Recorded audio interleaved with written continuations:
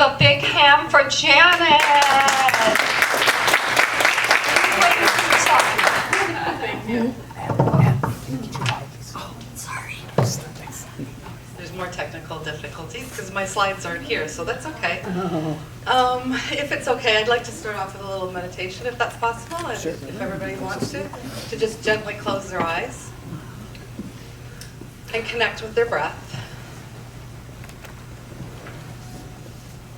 And while you're connecting with your breath, just notice if it goes into your chest or into your belly. And while we're here, we're going to go into our intellectual brain where our thoughts are created and just notice what's present for you.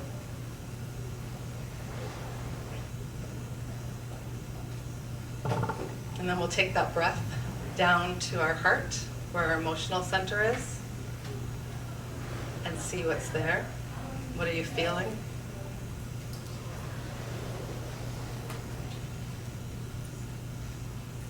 And then check in with your body. How does your body feel? What are you sensing? Is there constriction, tension, space?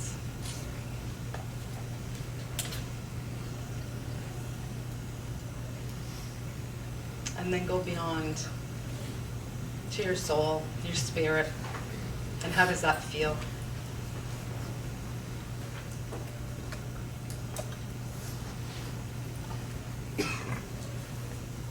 These are where all the answers lie, within these four centers: mind, heart, body, and soul. And it's internal alignment. And I've spent my entire life in chronic post-traumatic stress disorder, chasing, working. I had every limiting belief, every defense mechanism going, to the point where I completely burnt out about 3 years ago. After losing first my mom in 2019, and then my dad finally in March 2022, and I lost 13 others in between in 3 years. I literally hit a wall. I was bedridden for 2 months. I didn't even have the capacity to watch TV. I literally slept and healed. And then went back inwards myself, which I started about 39, because I was so type A, an overachiever, that I wanted all my shit figured out before I turned 40. And I turned 61 in February of this year, and I feel like a 1-year-old all over again, learning to do life on my terms. So I've learned that I did not know what I did not know until I knew it. And the more I know I don't know. So for myself, everything was pre-verbal in the first year of life. It was not ideal, and I had no clue. So I was emotionally parentified, or emotionally neglected and parentified. Never felt like a victim, but I always felt like I never belonged. On the outside, not fitting in, not being able to relate, not being able to make eye contact, and longing to belong, and alone. Now, I literally long to just be. I'm quite happy being by myself, and I feel more connected and protected than I ever have in my life. I found communities after completely burning out online, because I spent the whole life caretaking for everyone but myself. I didn't know I had to love myself. Not that I didn't like myself, but I was always the hero, the responsible one, the one everybody came to for advice, and I'd give it to them, and they didn't like what I had to hear. Because that's what I've learned through my education was, even though I can see, feel, hear, know things, which I believe are all gifts of trauma, without the boundaries, I was telling them how to do it, and they weren't ready to hear it. So I've learned to hold space now for those people that come to me. I don't know what I do. I really don't. I'm very sensitive and very empathetic, and I care probably too much, more than most, because I do believe we're all one. And if we're not present in this moment, which is a gift, it's not guaranteed the next one. And if we're not living here in the present, then where are we living? Does anybody know? We're living in the future and worried, anxiety. We're living in the past and not understanding why we're triggered in the moment.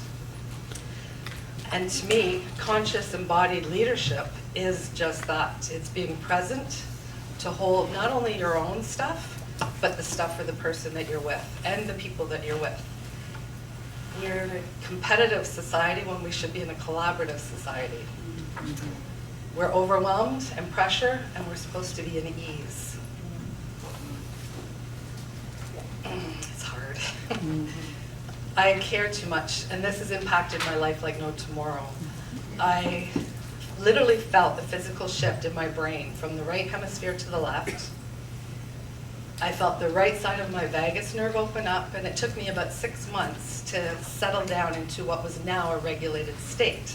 But I spent the last 60 years living in a dysregulated state, thinking that was normal, and it is not. But again, in like-minded communities, through the education, I again put pressure and overwhelm on myself. I didn't take one course, I took over a dozen at once. And halfway through the courses, I'm going, ooh, now I get it. Pressure and overwhelm is my go-to. And I do it to myself because I didn't have energy, understanding, or boundaries. I've been so authentic my entire life. I did not have the holding, the mirroring, the nursing that normal infants would have. And that's kept me extremely open, and I didn't even know it was happening. So I've instilled boundaries about 3 years ago because I had to. On December 25th, 2021, I went to say goodbye to my dad in the hospital, who was nearing the end of his life. And something literally shifted in me when I left that day. And I knew that if I didn't start choosing myself first, that I was probably going to go before him. I became very selfish, is what I thought. And I literally just found my healing in communities like this, of like-minded people who see me, who hear me, who validate me, and accept me as I am. I've always been who I am. I'm ass backwards to everyone else. And I'm determined to get this into medical school because our medical system is treating the human body. And it's needed, don't get me wrong. We need the indigenous, we need the the Eastern, the Western medicine, but we're emotional and spiritual beings in a human body, and that is not being taught. And it is literally the being, the emotional being is what is keeping us stuck.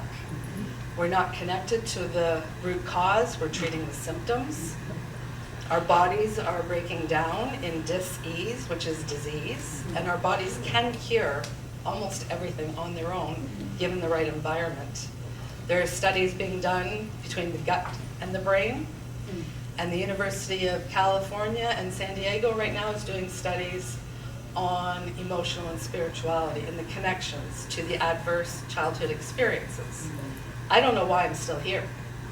Technically, I should have committed suicide. Technically, I should have an addiction, and I don't, because I believe that what I've been through in that first year of life has enabled me to hold pain like no tomorrow. I don't feel it like normal people, which is why I can hold space for other people to get in contact with that emotional being of themselves, to connect back. Somebody mentioned the Spanish onion earlier. I feel like I'm the largest Spanish onion in the Guinness Book of World Records. I turned 61 in February, and I feel like a 1-year-old all over again, doing life on my terms. Because we cannot pour from an empty cup, which is what I was doing, and I pushed my body beyond its capacity. And I resonate with almost everybody, because we are all one. We're all energetically connected. And superiority is not meant to be here. Education and money were not meant to divide us. They were meant to elevate us and the people that were less than us, that needed the more support, the more encouragement, because we are not being taught stuff in homes, in schools. We have leaders, mentors, presidents, prime ministers that are not doing this work. Hence why they cannot be compassionate and empathetic for other people. They're being triggered in the moment and they're not even aware. So healing is possible, and my slideshow is supposed to be about healing is possible through the presence of awareness, and that's what does it. You have to sit in stillness, be with yourself, allow those feelings to elevate through your body. The suppression is what's hurting us all. Our bodies are breaking down because of it, and everything is possible. We're limitless human beings with unlimited potential. I think Einstein was quoted earlier as well. All the ideas are out there in the universe, and we just have to grab one before someone else does. And Mahatma Gandhi was quoted earlier as well. And I believe that we have to be the change that we want to see in the world. Everyone is deserving of love. The only thing that separates us is our epigenetics and our experiences. And we've all had them. We all have a story. And people are stuck in the shame. Some of us are not even aware that we have shame. Ditto. And that's all I'm here to do, is to help people connect within to each other. Because if we don't have peace in here, how the hell are we supposed to have peace in the world? That's about all I have to say.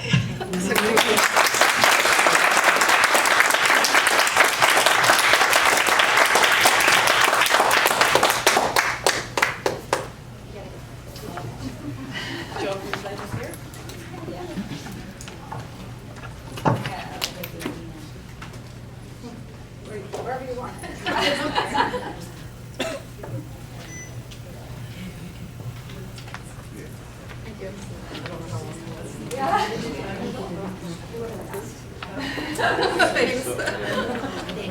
I could go on, but if you want forever, that's fine. Pardon me? Thanks. Yeah, beautiful. Okay.